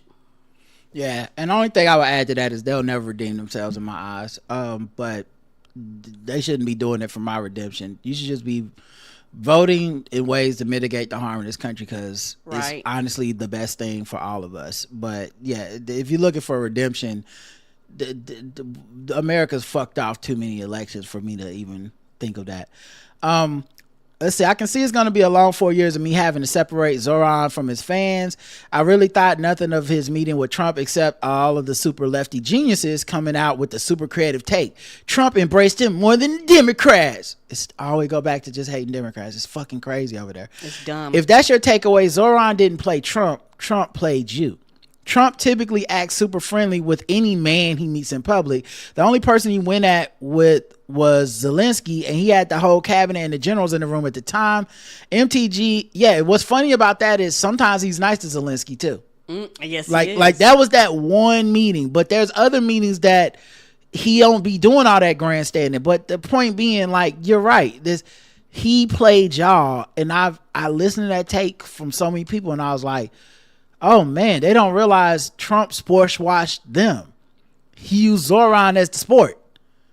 And you, the same way that you was like, I can't believe the Saudi prince is sitting up there with Trump. Trump sat up there with Zoran, and you went, man, that's Zoran. Love him. And just a little tiny part of you went, and Trump loves him too, just like me. That little part of you did. You bought it. MTG tried to act like a decent human being for a month and was like, nah, I'm just going to go. I felt so bad laughing at the guest race about the dragon. I was fine until you read that this dragon was a sequel. If you're beefing with people who live their life a quarter mile at a time, you got to stay away from their vehicle. Yeah, I can't believe that woman got dragged twice by a car. That's crazy. Now, you get me one time. One dragon tops for me. One! You ain't gonna get me again. Comments on Spotify. Made by the Music says, I haven't listened to a second of this episode. This title took me all the way out. Sir, title, of course, the superhead of politics. D says, that study by the CDC was done by people who aren't used to washing chicken, so of course they're gonna get salmonella everywhere.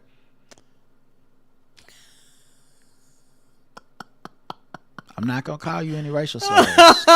But D, it's time to let it go, D. It's time. You don't know. She's like, listen, the properties of water in my house are different. Okay. Apparently. Water don't splash because I tell it not. I'll be like, stop, water. Don't you splash off that chicken and get particles, invisible microscopic particles all over the counter, the dishes in the vicinity. It's like when they did that video of, like, I don't know if you guys ever saw this video, or Karen, you ever saw this video, but it was like an illustration of like why men should pee sitting down versus standing up. And it showed when you pee standing up, the water splashes and then all these invisible particles get everywhere. I can see that. So, and it was during COVID that everyone was becoming like germaphobes. But my point being, you don't argue with the science of it, because that you sound like a man going, Yeah, but I pee. The way I pee is different. Ask the person that The got properties of the water. toilet. Listen, my pee it know not to splash. It know. Plus, you're supposed to wipe down your counters and sink after you're done handling raw chicken. So to me, their point is moot. I mean, I still wipe down my shit, but I just don't splash invisible salmonella particles all the way over to my TV screen. Someone on TikTok explained it perfectly. Imagine if there were dog poop on your chicken, but someone told you no need to wash it off because once you cook it, all the bacteria will be killed anyways, right? Still enjoy the show as always. Yeah, you know that's not a perfect explanation, and you do know that if we saw dog shit on our chicken, we would just either take it back to the store or not eat it. There's also, I know you lying, because if dog shit was on your chicken, you would not be like, I'm just gonna put some water on it, then I'm gonna cook it. You would be like, I don't eating dog shit chicken. This is not dog shit chicken prices up in here. Okay, I can afford another chicken then. I can afford apparently I don't higher eat chicken. quality chicken. Okay, I'm just gonna make the vegetables today. Shit was on my food. I'm not gonna just clean it off and eat it. Okay, we're not struggling that hard. I know you ain't struggling that hard, D. You're on Spotify. I know you probably paid to get no commercials.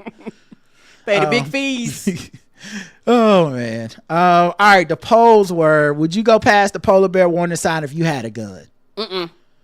Okay, 94% say no, 6% say yes. Okay. Oh, and then 6% of y'all about to be snack. a meal for the polar bear date. You literally looking like a snack, and I'll miss you. I miss you. Make sure your Patreon is all paid up before you get out. Please do. I'm talking to you, baby. Before you take that trip. And the poll was Trump meeting with Mom Donnie. This was a good thing. This is a bad thing.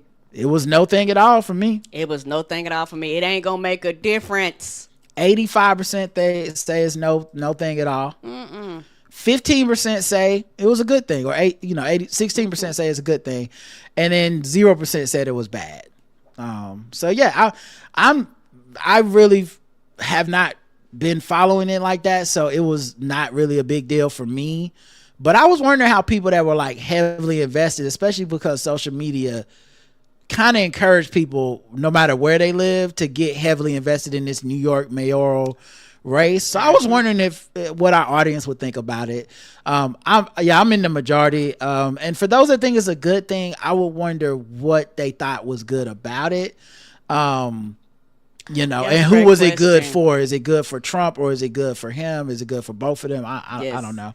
Yeah, the Mondani thing, we talked about it, is really, really interesting. And I was thinking about this, particularly here in the United States, because a lot of the media corporations are based in New York a lot of times.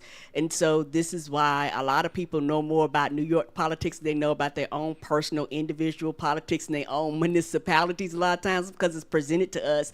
Because, New York is the biggest, New York is the best, New York, quote unquote, runs the country, when that's not a true statement, at all. But, that's kind of how it's presented to the rest of America. And that's why people are like shocked and surprised. We're like, yeah, Mondani, but I can't vote for him, so it don't really matter. People going, what? And you going, well, y'all, what New York does not impact Charlotte, North Carolina. Yeah, a big part to me is like realizing how much of this stuff is influenced by just social media and algorithms. It's really important to me. I talk about it a lot on the show. I talk about it a lot in real life. It's important because you don't really know where you stand on shit until you kind of stand apart from shit. Meaning, like, when you step out of the fray and you realize how much of the fray is out there and how much everyone's caught up in it. I have friends that don't live in New York, but this thing occupied their minds. Yes. A lot. And I'm convinced that a big part of why it occupied their minds is because the switch was hit, as this is a social media thing that the algorithm knows your eyes are stopping on whenever you scroll. Oh, right, and so we're going to continue to just push it, even as it doesn't really affect you in particular one way or another. You loving or hating him shouldn't really change much for you unless you live there, right? Unless you live there and can cast a vote. Yeah. And so and like we've seen these patterns so many times. We've seen these things pop up almost out of nowhere. It's like suddenly everybody cares about blank. Right. Which is, to me, it's fine if it's a thing you normally would have cared about. Agreed. Like if I always cared about the mayor of New York, then yeah, tell me about Mamdani. Yeah. But if it's something that I always cared about. Agreed. But as a general rule, I don't give a fuck about that mayor. When it was Eric Adams, the only time I cared was when I was in New York and I would try to sneak in jokes in the game theory calling him Officer Mayor. That was it. Anytime I got the right jokes about him, I loved it. Other than that, I don't know that nigga. Like, what? I don't live here for real.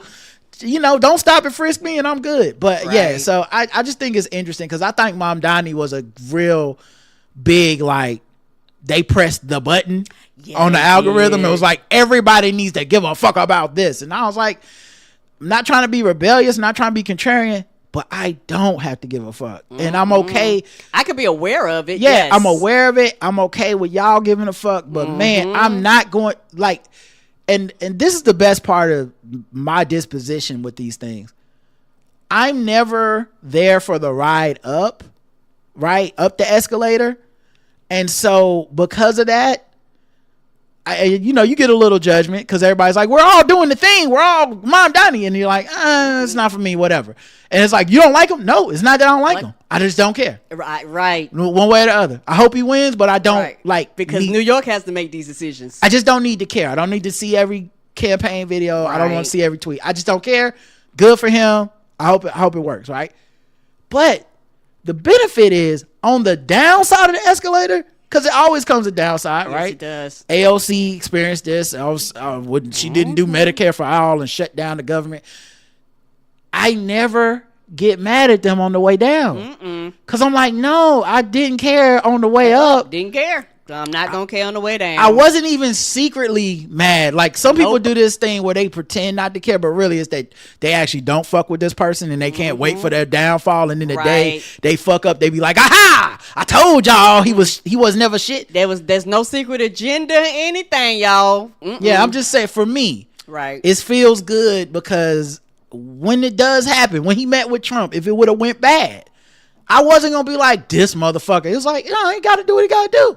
It's a job. It's a job. So anyway, but yeah, a lot of times I do feel a little detached from everybody, but it is what it is. All right, last commercial break of the day, because we got voicemails and then one email, so there's no need to make another thing. So let's see, what should we do? Let's do a Rod Changed His Mind. I haven't played that in a while. Maybe Rod needs some Rod Changed His Mind music. Psycho. Music. We might need that. We might need that. We might need that. We might need that. We might need that. We might need that. Rod Changed His Mind. Rod Changed His Mind. Rod Changed His Mind. Rod Changed His Mind. Rod Changed His Mind. Rod Changed His Mind. You might need to make a note every single time that my mind is changing. Rod Changed His Mind. Rod Changed His Mind. We might Rod Changed His Mind. We might Rod Changed His Mind. We might Rod Changed His Mind. We might Rod Changed His Mind. All right. 2 voicemails from the professor, Caritha. Dear Rod and Karen, it's Caritha Mitchell at Prof. Corey on social media. Just wanted to leave a message. Y'all were talking about, I believe it was on the last feedback show, 3189. Rod, you were talking about the pleasure from figuring out Kendrick Lamar's various layers. And I just have to say, hearing you talk about that really aligns with the gratification I'm feeling right now in my teaching. With all of the AI stuff happening, decided that I would go really, really hard in the paint. I always do, but even more so this semester with giving my students an experience of the joy they can get from engaging intellectually and seeing their ideas improve over time. So I designed some assignments that it was impossible to do unless you were with me every step of the way.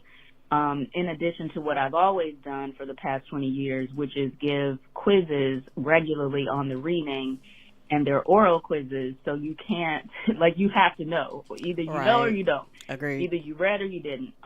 So anyway, all of those things combined with doing Zoom consultations when they were developing their papers, just all of this work that I'm putting in really goes along with helping them see that the billionaires with this AI are trying to rob them of the joy that comes from using their own brains and challenging themselves in ways that they didn't know they needed to be challenged, and then seeing the results of that, right? Like, these young people have to be introduced to that experience. I can't assume they're going to have it, or I can't assume that they know what they're missing. I have to give that to them. So anyway, you just reminded me of, like, how much that has felt good this semester, despite how tired I am from all of the labor. Because the thing that's so crazy is, and I emphasize this to them, please don't think you're getting over on your professors if you do AI and they don't catch you, quote unquote. Right. That's not actually a flex. It's simply that professors, especially if they're, established professors, they're judged much more on their own research and writing than they're judged on their teaching. Right. So the university system is not set up for them to put a lot of effort into teaching. It's more that they need to write their own books. So if you're paying all these thousands of dollars in tuition but don't realize that you're cheap. She got cut off, but she called back. Yeah. Did you want to say something before I hit the next one? I'll wait till you finish the message. Okay. In time. Sure. All right. The next one is about a minute and a half. Oh, Lord. I've become one of those people with a second message. Okay, so I'm just going to be quick.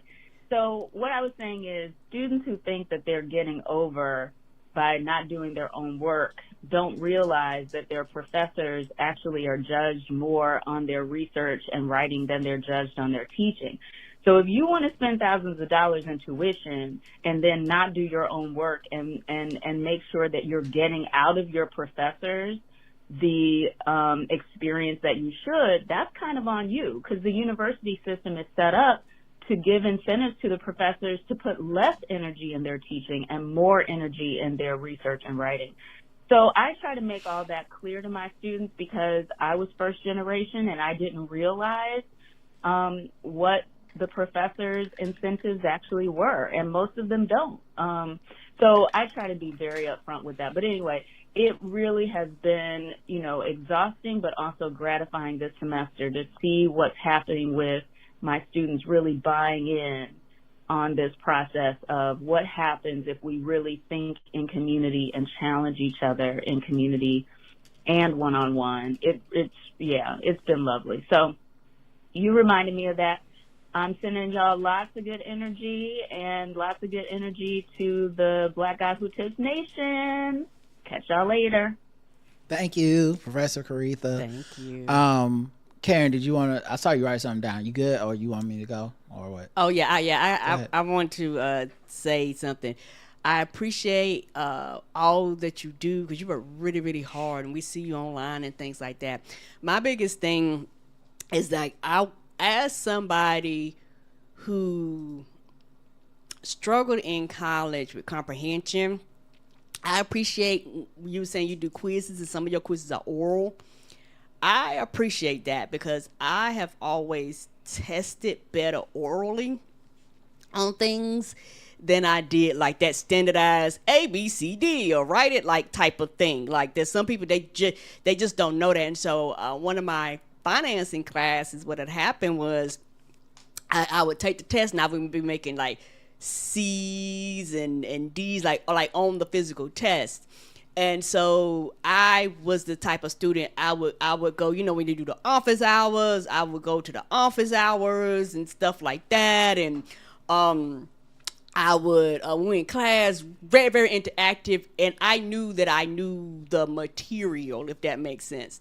And so one day after we had taken the test, the professor set me down, and he started basically just asking me kind of random questions. I didn't realize that was off the test, random questions, and I would just blah blah blah blah blah blah blah blah blah blah blah blah blah. So I actually knew the material, because the thing is, I understand written part is part of the process.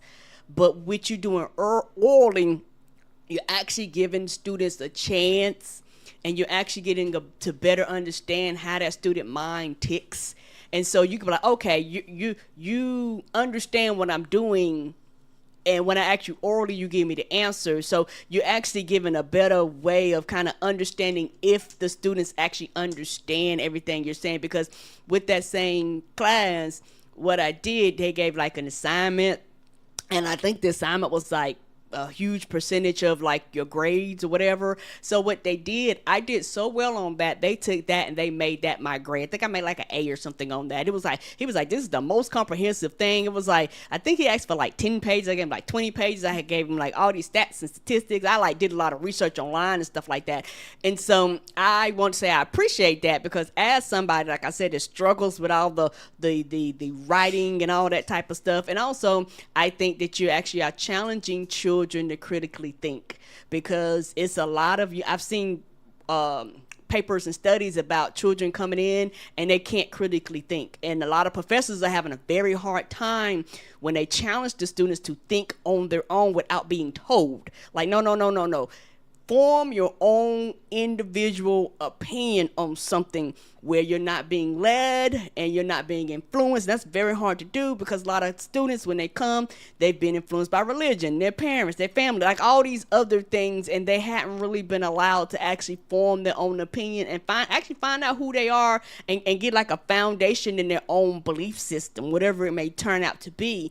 And so I wanted to say kudos to that. And I know it's hard work for you and it's extra work for you, but in the long run, you're building and you're benefiting, and you're giving a new generation a chance to go out here and not trying to funny, easily influenced by online, and actually forming their own opinion and not being easily, dominated by all these things that they see, and be like, no, think about this. Does this make sense? Think about this. Do you really believe this, or are you just trying to go along with the crowd because that's the easiest thing to do? And it's easier to get people to do that when they're younger than it is when they're older. Yeah, I agree with you completely. I think the thing that it made me think about, one, the Kendrick thing is important to me because I think our education system from a very young age operates on what to think and not how to think. Right. And it operates on answers first. Yep. How you arrived at the answer is less important as having the correct answer to a lot of people. Mm-hmm. And I think many of us get this lesson in our formative years, and we take it with us until into adulthood. And you can tell the people that are like that because, one, they almost always feel like they need to have an answer. Whether the answer is right or wrong, they just need an answer. Which sometimes the answer is I don't know, right? Sometimes the answer is I haven't thought about it. I need to look into that, whatever, right? Right. I need to research whatever it may be. I don't know is not a bad word. Unless your it's a test, right? Now that I'm in front of a test that's being graded, I don't know is an F. So it is. It affects us from the time that we're young, right? Then the other thing is, even type A people, very accomplished people, some of my best friends, they're very smart people. They've always done well in school or whatever. But I can tell talking to them how important having the correct answer is, no matter how they achieved it. And showing the work is less important to them. I'm not saying you should always want to show your work. I mean, honestly, it can be a bit pedantic and not everybody wants to sit through that shit. But my point being, like, knowing that you had to have a process to get to the right thing is so important. It's what's great about algebra is that algebra is not, here's the answer. Algebra is like, here's the process to get the answer. Mm-hmm. If you do the steps in the correct format and order, you will arrive at an answer that you did not have before.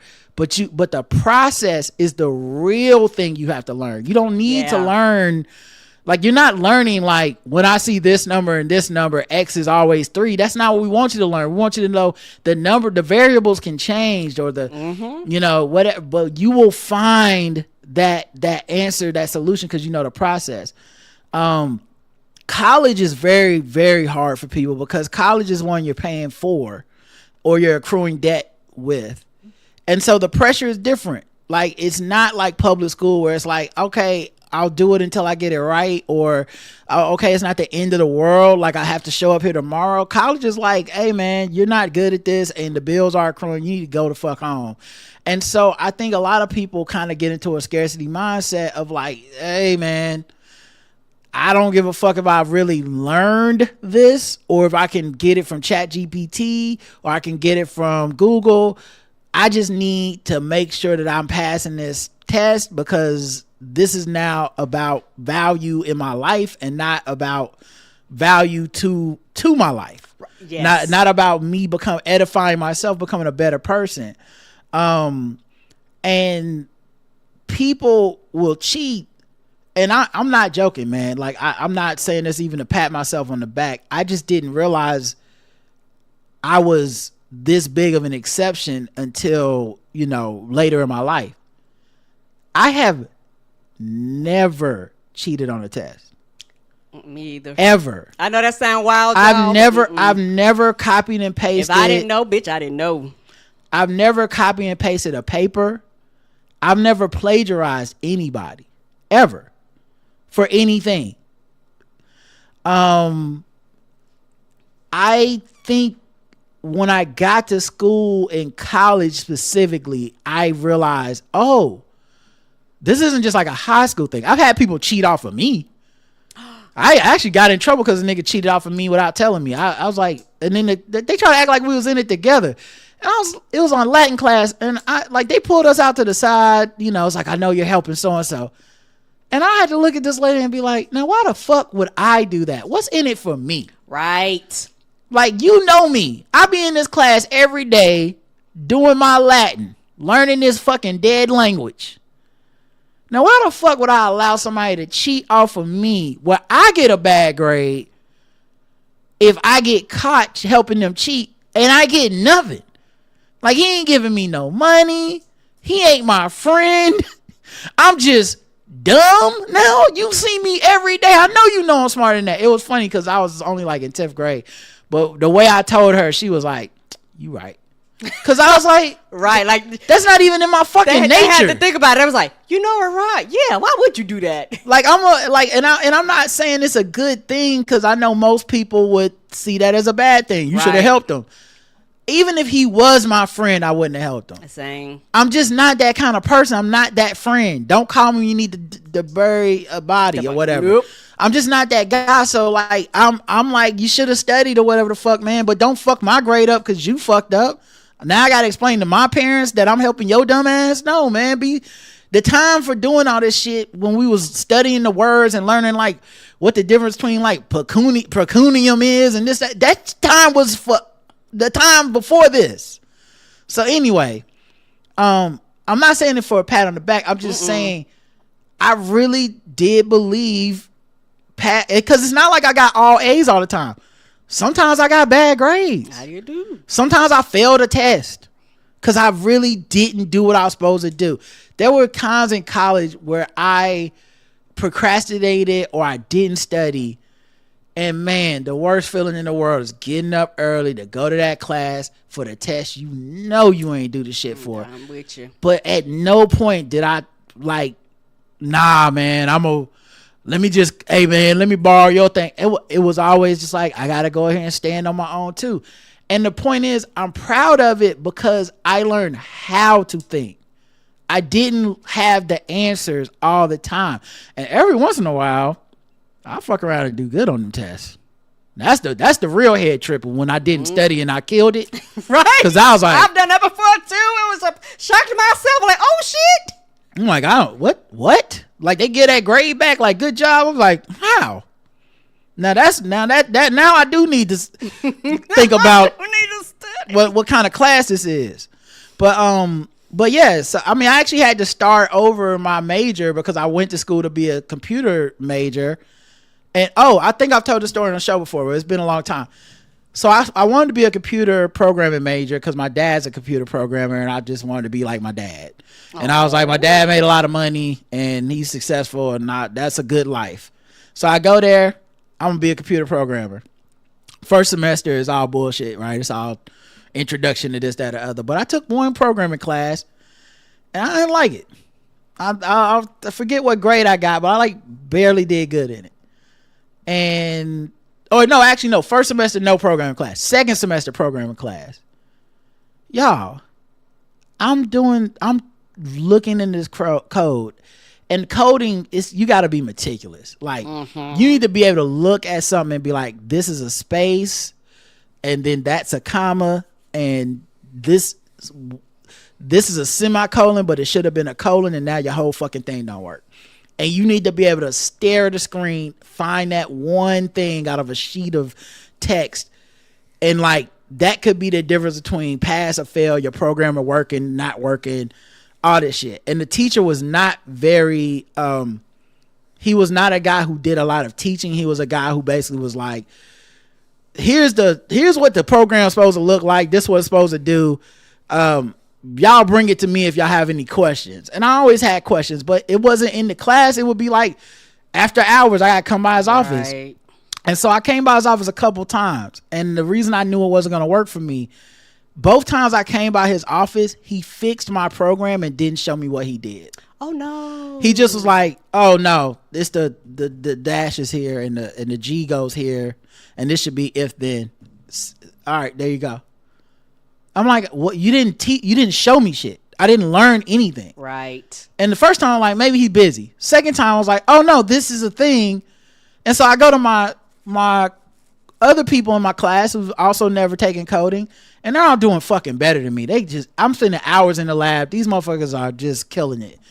A's and everywhere. And the only people that were killing it, that were just geniuses or what, there were also people that just spent all day in the computer lab, which I knew I wasn't going to be. And so I remember asking a couple of them, yo, how are y'all doing this? And they was like, oh no, you just copy and paste the program off for this. I was like, so all y'all just cheating? Y'all not even learning the code. Y'all not even learning it. You're just copying and pasting. How are we going to learn anything? This is the level 1. Right. This is more complex. Computer programming 101. We not even at the what the fuck we really need to do. And so I remember dropping that major because I was like, I'm not learning how to get the answers. I'm just getting I learned how to cheat. I didn't learn how to do the answers, and I refuse to cheat. So I remember dropping that class or getting a C, or I struggled to get a C in that class, or maybe even a D. I can't remember. And then I think because of the rules, you get to drop one class or whatever. So I ended up dropping it, but man, it was a struggle. So my point is, some lessons aren't for today, because cheating, as cliche as it is, you just cheat yourself. Some of those kids are going to still use AI, and they're still going to do shortcuts, and they're still going to be in a scarcity mindset that they just need to get that A out of Professor Caritha's class, and it really don't fucking matter how they get that A. But it'll come back later for people like that. Mm-hmm. Whether they learn that lesson from being unprepared later in life, or being confused, or not having a good thought process, or they just realize the value of what you were trying to impart on them, but it just happens later in life. Because that happens to people too, where it's like, oh, and that's why you don't cheat. So I think what you're doing is dope. I do too. And for me personally, going through like dealing with professors and going through the college process, I actually had to learn how to study. I don't know if that makes sense. Kind of going, and you actually kind of teaching them how to properly study. And so for me, I had to kind of go back to the fundamentals of how do you study, and not only how do you study, how do you retain what you studied? Because for me, I don't know if it's my brain or the way it ticks. As an adult, I'm much better, but I would literally read something and fucking not remember it 30 minutes later. For me, I would spend countless hours reading the same paragraph 4 and 5 and 6 and 7 and 8 and 9 and 10 times. Then I'm like, oh, okay, now I get it. Like, I had to learn how to what study skills work for me, you know. And so for me, I had to come up with my own technique. Like, for me, flashcards work a lot better, you know, versus just that long form type of reading type of things. And talking about majors, I changed my major too. I had went to school to actually be a teacher. I have been wanting to be a teacher since I was a little kid. Like, what you want to be? A teacher. I always had wanted to be a teacher. And so what had happened, I realized they had this class where you actually got to sit in with the teacher. Like, we actually got to go to Cumberland County school system and sit in, so you actually got to see what the teachers had to deal with every day. And I realized this is not for me. It was a lot of yelling, it was a lot of sit down, it was a lot of shut up, it was a lot of be quiet. I was like, oh no, this is not for me. And not only that, when it comes to teaching, which I didn't know, you have to take this test, and you have to pad in your pocket a few $100s for this test. And if you don't pass this test, you can't take like your 300 and 400 level classes. I'm a broke ass college student. I was like, bitch, I'm not paying for a test that I may or may not pass, and if I don't pass it, I might not can continue on. So I just flat changed my major because of that. Okay. And you made me think about that because you said you had changed your major. Okay. All right. Well, you know what? Let's, in the interest of time, let's move on. Okay. But yeah, thank you, Professor Caretha. And yeah, man, good job, good stuff. Sometimes we get AI emails from people that want to be guests on the show. And the AI is not where y'all think it is yet. It is not. I'm sure maybe somebody's been able to sleep one past, but I've never seen it, or I've seen the bad ones. I'll tell you that much. And one of the ways you find out is because a lot of y'all send whoever these people are, this just using a program, and the program sends the same format every time. So like, I get emails where it's like, this person, and it's almost someone who I would never be a good guest on the show anyway. And I'm definitely not having you on the show if you wouldn't even fucking really listen to the show. Right. Like, you wouldn't even listen to the show. You're like, put me on. That means you don't give a fuck about us. You want to use our platform to say whatever bullshit you want to spew. But yes, we will get AI emails, and I put them in the idiot folder, and the format is always the same. The first paragraph is always like, hey, Rod and Karen, your episode was hilarious, especially when you mentioned the Hornets and whatever other thing is in the title description. You know what I mean? Blank and blank. Like, yeah. Insert word here. Yeah. Yeah. Your episode had me cracking up during the Hornets watch party banner and that wild story about tow trucks. The discussion about the shifting political landscape, black capitalists, and Trump's approval ratings with Hispanic adults really caught my attention. Come on. All right, ChatGPT. Right. We know real people don't write like that. Okay, ChatGPT. Got it, buddy. Everybody's fucking got a thing, dog. Oh my God. But yeah, all right. Last thing is the email. Go ahead. I gotta get to the gym. Sonia, aka Miss Barnes, says, "Da Bears. Good afternoon, Rod and Karen. I hope all is well. I wanted to add to the polar bear discourse and add a pic of my close encounter with a black bear at my family reunion in Tennessee.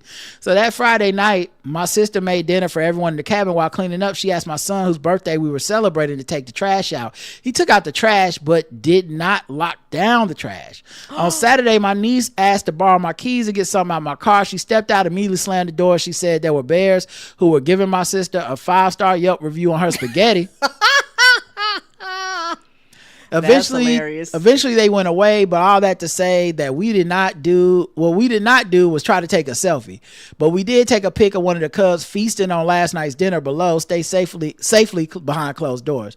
I'm attaching some of the pics, and keep in mind these were cubs and not the mom. We saw the mom, we were like, nah, let them dumpster dive. Let them have their dumpster dive. Take care and love y'all, Miss Barnes.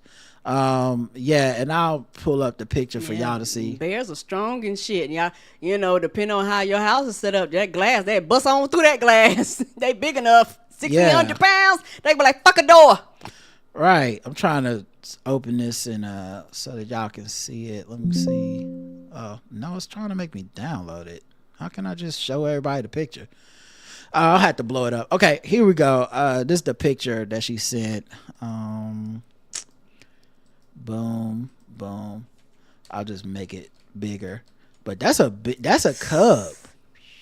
It's all up in that trash can too. Oh, child, that trash can. It like it's about big as yours. yeah, like it's big enough to like do some damage to that SUV. Yeah. Oh damn, it was like he seen y'all camera too. Like, hey, hey, can't y'all see I'm eating? Mind your business. Now the babies is probably a few 100 pounds. Y'all got any? Y'all got any salt and pepper for this trash? Y'all got Lowry's? Parmesan cheese. All right. Quit being cheap. All right, y'all. That's it for today's show. Thanks for listening, everybody. Appreciate y'all as always. Thanks for signing up for the Black Friday sale. All that stuff is, like I said, it keeps us afloat, keeps us in business, and helps us keep doing fun stuff. So we'll talk to you guys throughout the rest of the week. Hope you enjoyed your Turkey Day. Until next time, I love you. I love you too. Mwah. Peace.